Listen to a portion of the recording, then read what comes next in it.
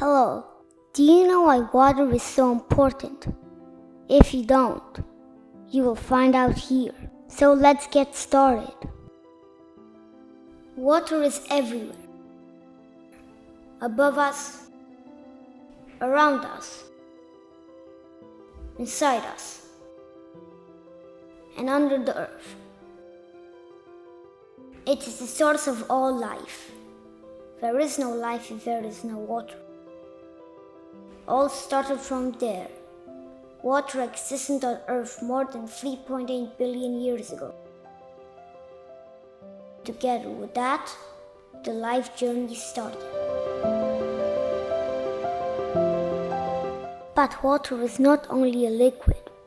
As we tend to believe, it exists as a liquid, of course, and we can see that when it rains, when we are around a lake, sea, or river.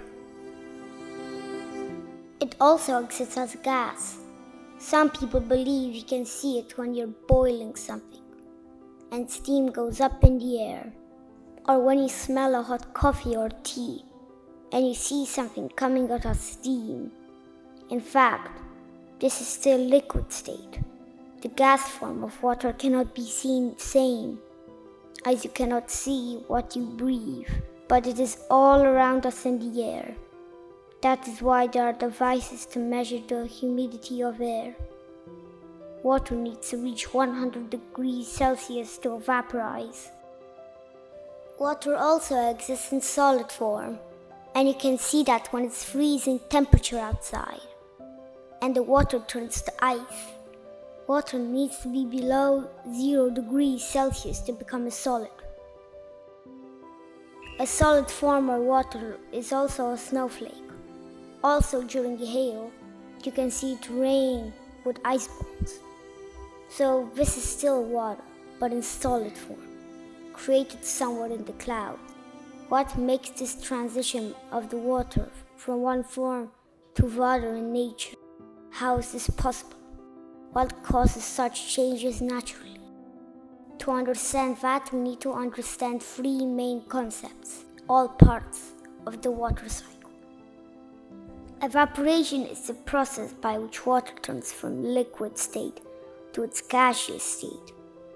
If heated over 100 degrees Celsius, water turns to vapors. Later, the vapors are spread in the air and mixed with the air. Finally, you cannot see it there, but it's still there. All around you, same as any gas present in the atmosphere. This process does not happen in our kitchen only. It happens at the surface of the earth whenever water is exposed to the heat of the sun, like the water of oceans, rivers, or lakes. There is no evaporation if there is no heat. As the water turns to gas, not being heavy and solid, rises higher in the atmosphere, and it begins to cool back down as the temperature is going down.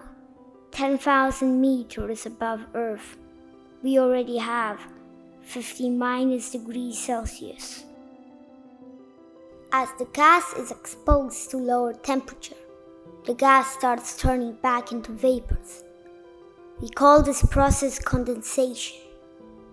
It's only gas turning back to the liquid state due to lower temperature.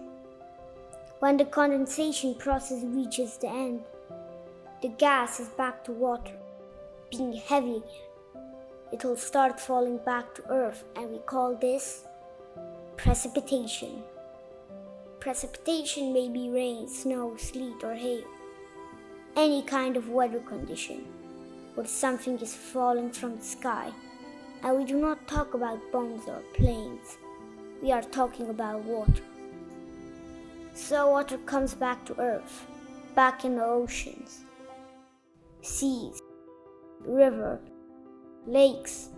Some of the water will just follow its way deep under the soil, where there is water also. That is why there are wells, and that is why we can see sometimes water just flowing from inside the earth. Particularly, when we are at the mountain, we call these springs. Water comes back to Earth, ensuring that life goes on. And once this stage is done, the water starts again. The regular chain followed since billions of years. Evaporation, condensation, precipitation. If this process is stopped, life on Earth will vanish in a short time. Humans, plants, animals. Water is absolutely needed in everyday industry, in farming, in refueling the underground water deposits, in everyday hygiene, in processing food, in cooling IT servers, in anything you can imagine. So if you want to imagine life without water, you can forget it. There is no life without water. But there is one problem. Water is not infinite. Same as other resources on Earth, it has its limits. Indeed, there is enough now, but that does not mean it can be there forever. And for us as humans, only 3% of the water is something we can consume. It may be water everywhere, but we cannot drink it, as it is harmful. We cannot drink from sea, rain, oceans. We can only drink 3% of all water we may have access to.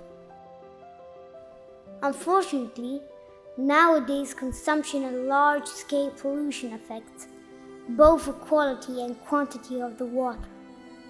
Garbage oil, toxic substances, chemicals dropped in the oceans or those dropped above the earth in farming industry or in wells will sooner or later come back to us as gas, ice, snow, or rain.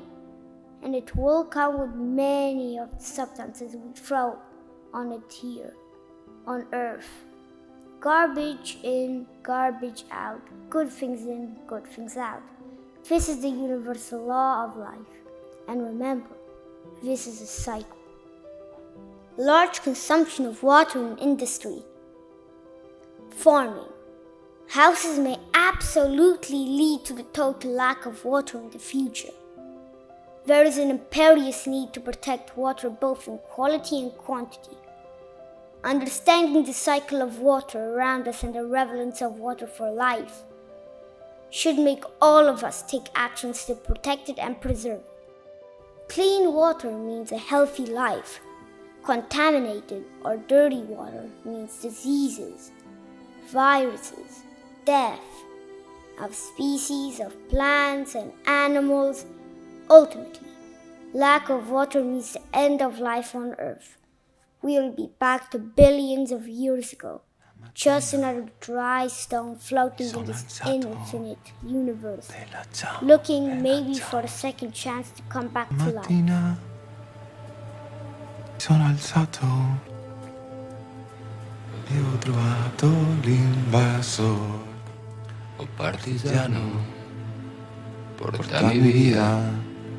Oh vela ciao, vela ciao, vela ciao, ciao, ciao. Partigiano, porta mi vida. E mi sento di morire.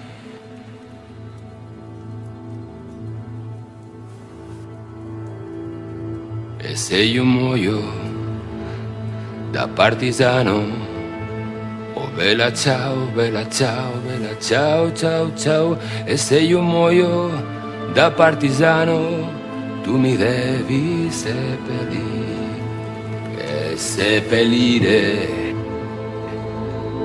lassù in montagna. Oh vela ciao, vela ciao, vela ciao, ciao, ciao. E seppellire lassù in montagna sotto l'ombra di un bel fiore.